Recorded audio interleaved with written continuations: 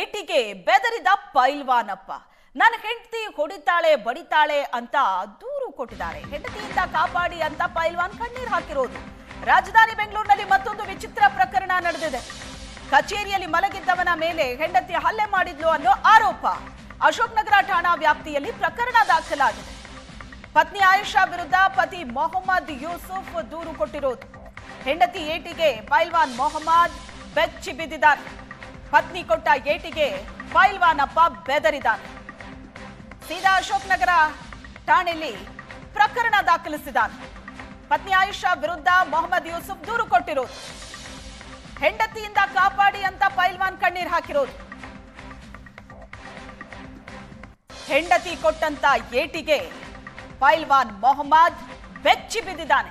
ಅಷ್ಟೇ ಅಲ್ಲ, ಅಶೋಕ್ ನಗರ ಠಾಣೆಯಲ್ಲಿ ದೂರು ದಾಖಲಿಸಿದ್ದಾನೆ. ಪೈಲ್ವಾನ್ ಗಂಡನನ್ನೇ ಪತ್ನಿ ಆಯಿಷಾ ಥಳಿಸಿದ್ಯಾಕೆ? ಗಂಡ ಮನೆಗೆ ಬಾರದಿದ್ದಕ್ಕೆ ಕಚೇರಿಗೆ ಬಂದು ಹಲ್ಲೆ ಮಾಡಿದ್ದಾನೆ. ಇದು ಆರೋಪ ಇರೋದು.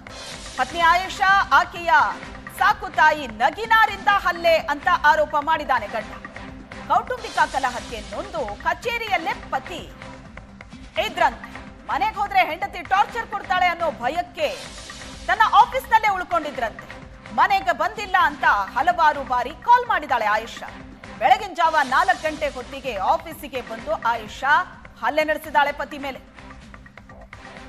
ಈ ಬಗ್ಗೆ ಹೆಚ್ಚಿನ ಡೀಟೇಲ್ಸ್ ಕೊಡ್ತಾರೆ ನಮ್ಮ ಪ್ರತಿನಿಧಿ ಕಿರಣ್ ಸಂಪರ್ಕದಲ್ಲಿದ್ದಾರೆ. ಕಿರಣ್, ಇದೇನಿದು ಬಹಳ ಅಚ್ಚರಿಯ ಘಟನೆ ಒಂದು ನಡೆದಿದೆ. ಕೌಟುಂಬಿಕ ಕಲಹ, ಗಂಡ ಮನೆಗೆ ಹೋಗೋದಕ್ಕೆ ಹೆದರಿ ಆಫೀಸಲ್ಲೇ ಮಲಗಿದ್ರು. ಹೆಂಡತಿ ಆಫೀಸಿಗೆ ಬಂದು ಹೊಡೆದಿದ್ದಾರೆ. ಪೈಲ್ವಾನ್ ಗಂಡನನ್ನೇ ಯಾಕೆ ಹಾಗಾದ್ರೆ ಆಯಿಷಾ ಥಳಿಸಿದ್ದು? ಖಂಡಿತ ಸುಜಾ, ಬೆಂಗಳೂರಿನ ಅಶೋಕ್ ನಗರ ಪೊಲೀಸ್ ಠಾಣಾ ವ್ಯಾಪ್ತಿಯಲ್ಲಿ ಘಟನೆ ನಡೆದಿರ್ತಕ್ಕಂಥದ್ದು. ಕಳೆದ 29ನೇ ತಾರೀಕು ಘಟನೆ ನಡೆದಿದೆ. ಪೈಲ್ವಾನ್ ಆಗಿರ್ತಕ್ಕಂಥ ಮೊಹಮ್ಮದ್ ಯೂಸುಫ್ ಮೇಲೆ ಹೆಂಡತಿನೇ ಸಹ ಹಲ್ಲೆ ನಡೆಸಿರ್ತಕ್ಕಂಥದ್ದು. ಹೆಂಡತಿ ಟಾರ್ಚರ್ಗೆ ಮನೆಯನ್ನ ಬಿಟ್ಟು ಕಚೇರಿಯಲ್ಲೇ ಸಹ ಮಲಗಿದ್ದ. ಕಚೇರಿಗೆ ಹೋದಂತ ಸಂದರ್ಭದಲ್ಲಿ ಅಲ್ಲೂ ಸಹ ಜನರನ್ನ ಕರ್ಕೊಂಡೋಗಿ, ಗ್ಯಾಂಗ್ ಅನ್ನ ಕರ್ಕೊಂಡೋಗಿ ಹೆಂಡತಿ ಹಲ್ಲೆ ಮಾಡ್ತಿರ್ತಕ್ಕಂಥದ್ದು. ಮುಖ್ಯವಾಗಿ ಏನಂದ್ರೆ, ಈ ಪೈಲ್ವಾನ್ ಏನಿದ್ದಾನೆ ಈತ NRC ವಿರೋಧಿಸಿ ಉಗ್ರ ಹೋರಾಟ ಕೂಡ ಮಾಡಿದ್ದ.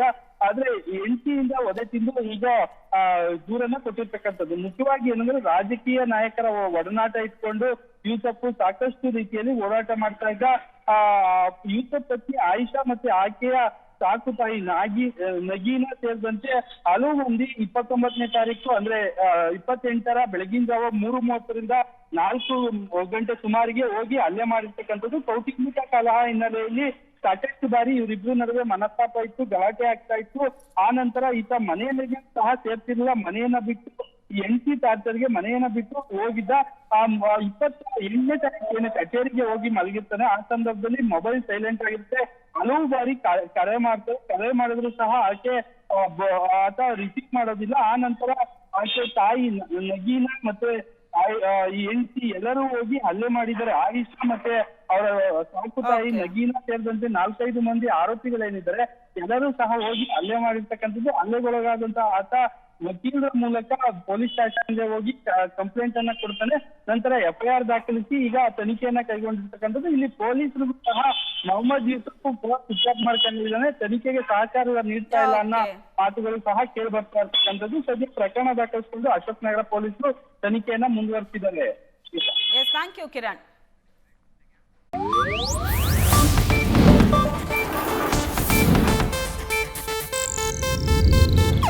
ಇದು ಏಷ್ಯಾನೆಟ್ ನ್ಯೂಸ್ ನೆಟ್ವರ್ಕ್ ಪ್ರಸ್ತುತಿ.